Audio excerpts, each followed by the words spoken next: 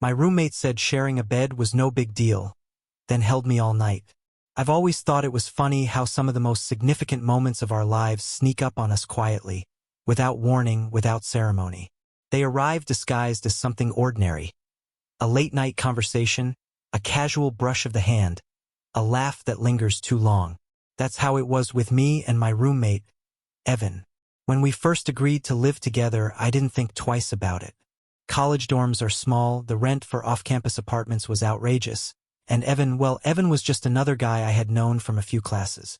He was the kind of person who could walk into a room and everyone seemed to tilt toward him like plants reaching for sunlight. He had that easy confidence, that loose laugh, that way of making you feel like you were the most interesting person in the room even if you hadn't said a word. And me? I was quieter.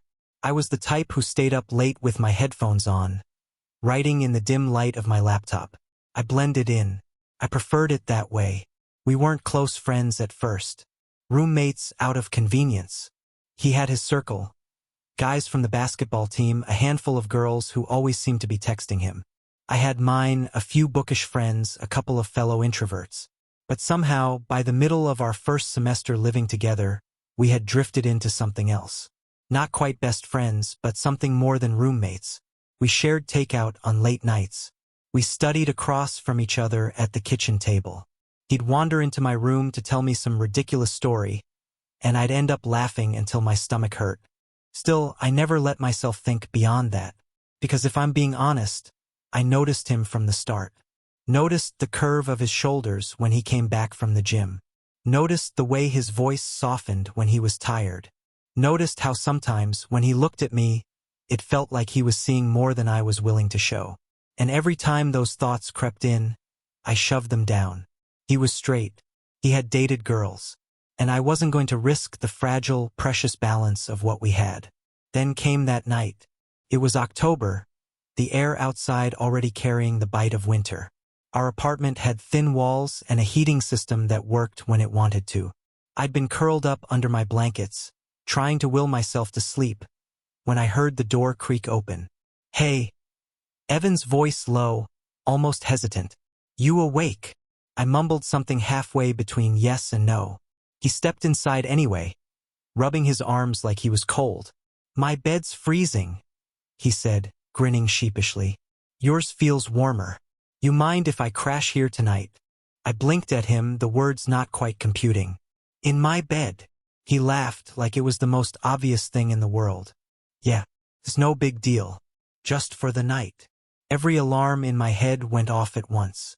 Sharing a bed with Evan, whose scent I recognized the second he walked into a room, whose laugh was stitched into the fabric of my days, was dangerous. But before I could think of a reason to say no, he had already slid under the covers, the mattress dipping beneath his weight. "Relax," he said, voice muffled in the pillow. "It's just a bed." And maybe it would have been just that, if he hadn't shifted closer. If his arm hadn't brushed against mine. If, sometime in the middle of the night, I hadn't woken up to find him curled around me. His chest pressed against my back, his breath warm against the nape of my neck. I lay there, every nerve in my body on fire, afraid to move, afraid to breathe too loud. My heart hammered against my ribs so hard I was sure it would wake him. His arm draped over my waist, heavy and certain, like it belonged there. I wanted to tell myself it was an accident, the way people roll in their sleep without knowing. But it didn't feel accidental. Felt intentional, and terrifying, and beautiful. I barely slept. Instead, I memorized the moment. The weight of him against me, the rise and fall of his chest, the way the world outside seemed to go silent, leaving only us. By the time morning came, I expected him to pull away, to laugh it off, to pretend it hadn't happened. But when I stirred, his hold only tightened. His voice was groggy when he murmured, "5 more minutes." And that was the moment everything changed. Because no matter how much I had tried to bury it, to convince myself it was only me, his arm around me that morning told a different story. The thing about 5 more minutes is that it stretches. 5 becomes 10, 10 becomes 20, and before I knew it, the sun had edged higher through the blinds, spilling pale gold across the tangled sheets. I tried not to move.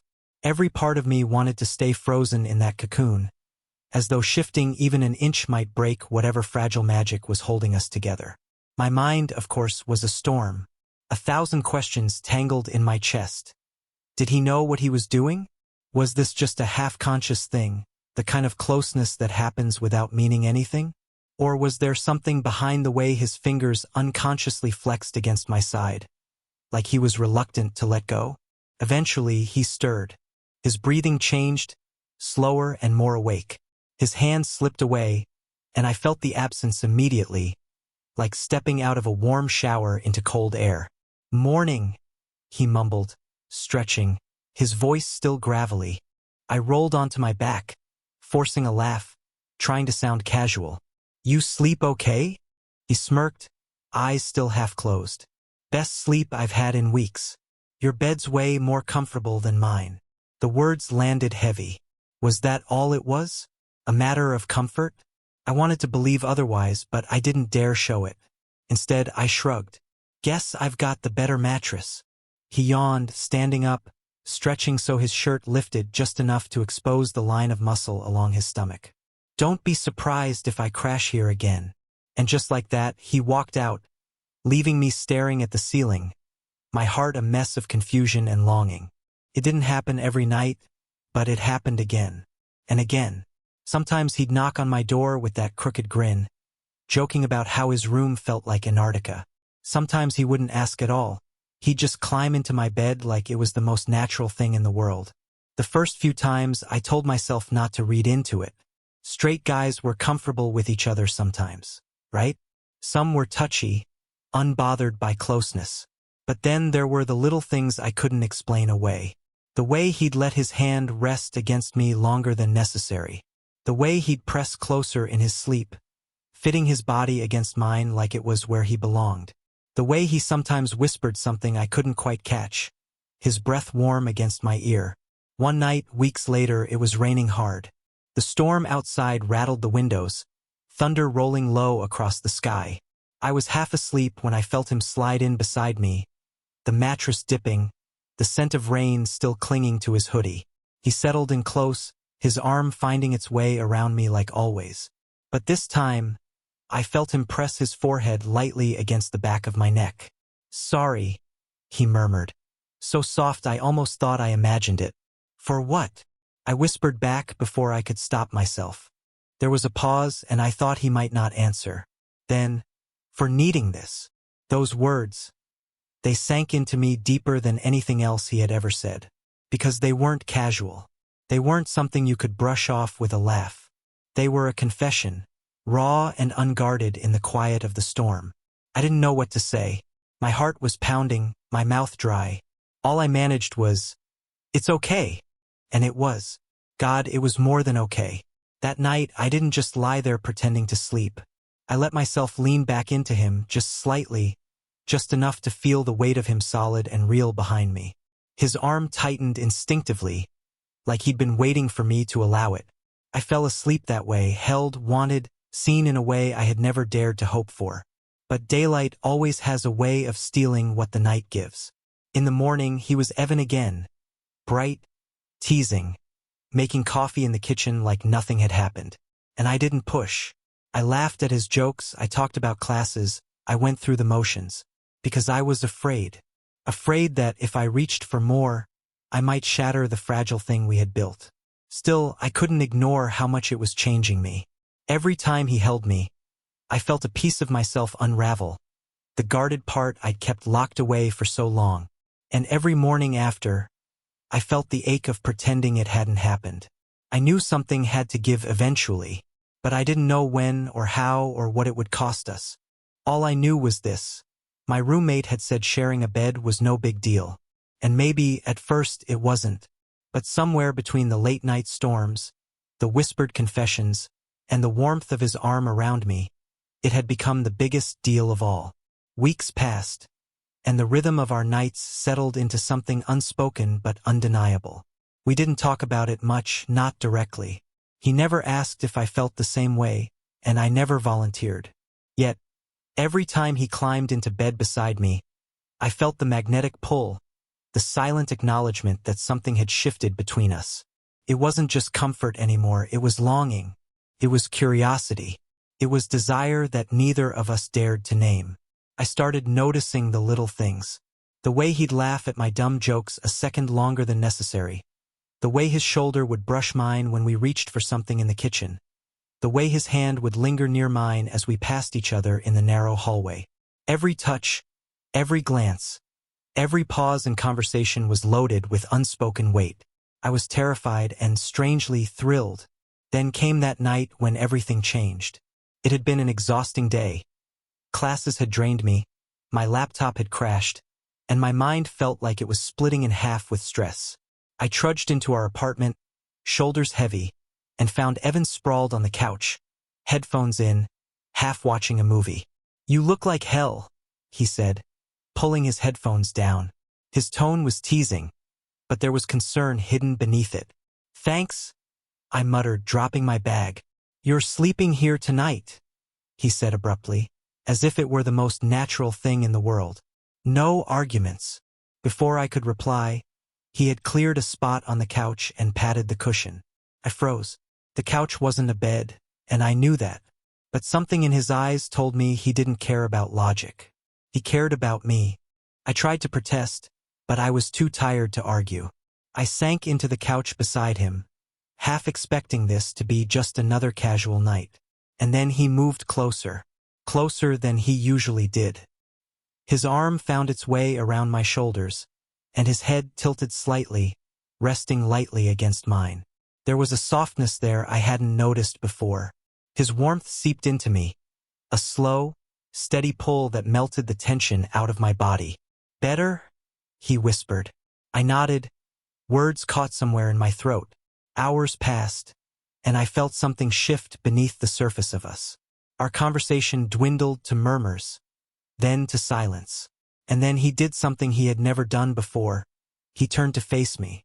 His eyes caught mine, searching, questioning, hesitant. And in that moment, every pretense, every fear, every rational thought I had clung to shattered. I realized I didn't care about consequences anymore. I didn't care about labels or boundaries or the rules we'd unconsciously made for ourselves. "Can I?" he started, voice barely audible. "Can I hold you like this?" I didn't even need to answer. My nod was all the permission he needed. And just like that, he pulled me into him fully, his body aligning with mine, as if we were two halves finally finding their match. It wasn't just physical. It wasn't lust. It was intimacy, the kind that goes deeper than skin, the kind that touches the soul. I felt seen. I felt wanted. I felt safe in a way I hadn't known was possible. That night, we talked about everything and nothing. Our hands found each other's under the covers. His head rested against my chest, my fingers threading through his hair. We shared stories, confessions, jokes, and silences that felt heavier than words. And when sleep finally claimed us, it did so wrapped in the warmth of a connection neither of us could, or wanted to, deny.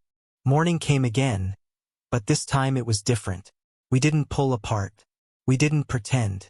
We lay tangled together, breathing in sync, sharing small smiles in the dim light. It wasn't awkward. It wasn't confusing. It was right. "Good morning," he murmured, brushing a hand across my cheek. "Good morning," I replied, and for the first time, I didn't have to fight the truth in my chest. We weren't just roommates anymore. We weren't just friends. We were something fragile, something terrifying, something beautiful.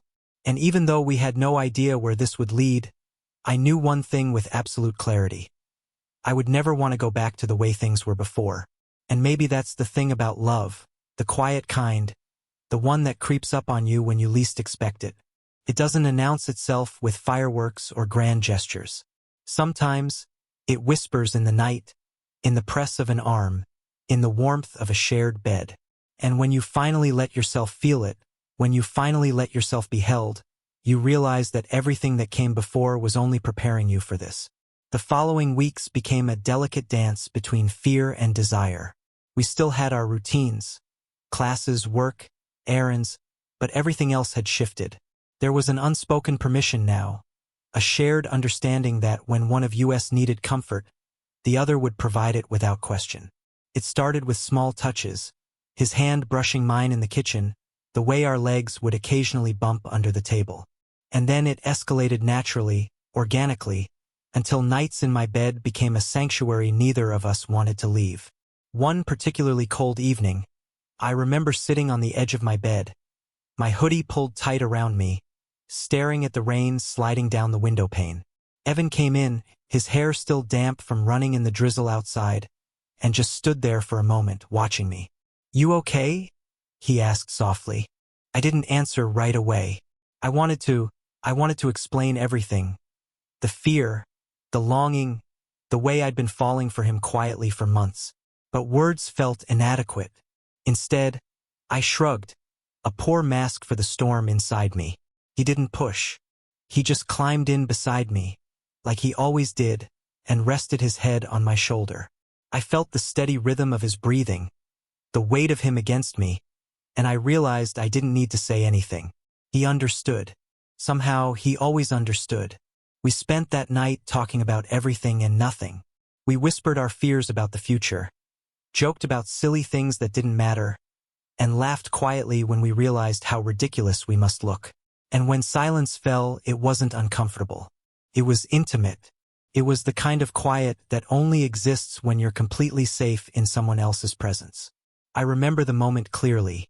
His fingers intertwined with mine, the warmth of his body pressed close, the feeling of belonging that I had never known before. I knew then that this was more than a fling, more than a convenient arrangement. It was connection, pure and undeniable. The turning point, though, came unexpectedly. One night, after a long week of classes and exams, we were both exhausted, sprawled across my bed in a tangle of limbs. I was half asleep when I felt him shift closer, his forehead brushing mine, his breath warm against my cheek. "I'm scared," he whispered. I froze. The words were simple, but they carried weight. "Of what?" I murmured. "Of losing this," he said, his voice trembling slightly. "Of losing us." I reached up, brushing his cheek with my fingers, and I realized I was scared too.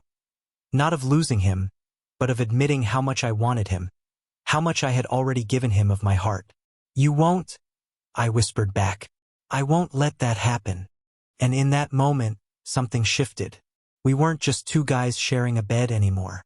We were partners in the quiet, fragile, messy, beautiful reality of love. We didn't need grand declarations or dramatic gestures. Our intimacy was in the small things. The shared warmth, the whispered confessions, the nights spent holding each other through storms, both outside and within. From that night on, the dynamic between us was clear. There was no more hesitation, no more hiding. We allowed ourselves to feel fully, to be vulnerable fully, and to let that vulnerability knit us together in ways I hadn't thought possible. The fear that had once dominated my thoughts was replaced by trust. The uncertainty was replaced by the steady certainty of his presence beside me. I never imagined I could feel so safe, so seen, and so loved all at once. But with Evan, I did. And every time he held me in that bed, every time our bodies fit together in the quiet darkness, I was reminded that love, in its purest form, doesn't need explanations. It doesn't need boundaries, rules, or rationalizations. It just is. And when you're lucky, it finds you in the most ordinary, unexpected places, like a shared bed on a cold night, when the world outside fades, leaving only the warmth of someone who finally holds you the way you were always meant to be held. As the months went on, we settled into a rhythm that felt effortless, though to anyone else it might have seemed unconventional.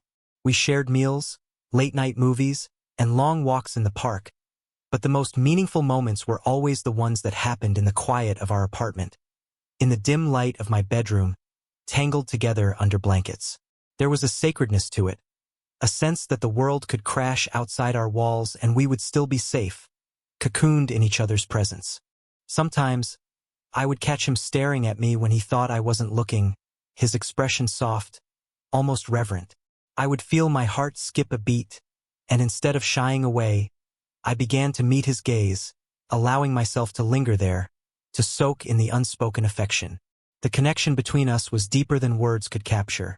It was in the subtle shift of posture when one of us needed comfort, in the lingering handshakes that turned into fingers brushing, in the shared laughter that always seemed to echo long after the joke was over. And then, one night, it happened in a way I had been both anticipating and dreading. We had stayed up late, talking about our futures, our fears, our dreams. Sleep had long abandoned us, replaced by the heavy tension of unspoken truths and longing glances. I felt him shift closer, his body pressing against mine, and I knew this time it wasn't just for comfort. It was for us, for something more. "Are you sure?" I whispered, the question almost catching in my throat. "Yes," he replied simply, his voice steady, though I could hear the faint tremor beneath it. "I want this us." And so, we let ourselves fall completely, without hesitation, without fear. There was no rush, no pressure. Only the slow, deliberate exploration of a closeness that had been building for months. Every touch, every brush of skin, every sigh was a declaration of something we hadn't dared to name until that moment. And in the quiet aftermath, as we lay entwined, exhausted and trembling, I realized that this was more than desire. This was love, messy, beautiful, terrifying, and utterly transformative. From that night forward, nothing about our relationship was the same, yet everything felt more natural than it ever had. We began to openly acknowledge what had always existed between us, allowing our connection to deepen without fear of judgment or rejection. Our mornings were filled with whispered good mornings and gentle touches, our evenings with shared warmth and quiet confessions. Even the simplest moments became charged with meaning. The way he'd brush his hand against mine as we walked to class, the way he'd press his forehead against mine when we were cooking together, the way he'd smile at me in the middle of the night when sleep claimed him more reluctantly than me.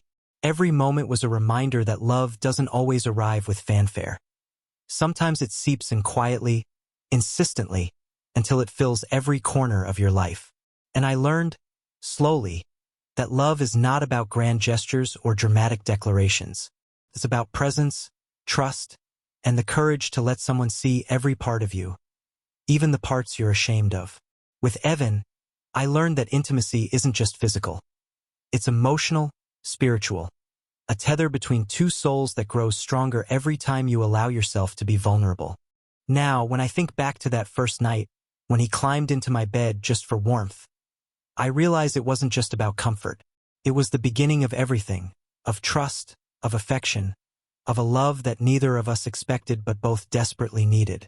And as I lay there, night after night, with his arm draped over me, his fingers laced with mine, I understood that some of the most profound connections in life don't arrive with warning. They arrive quietly, insistently, and change you forever. By the time the first winter snow fell, our connection had grown into something undeniable.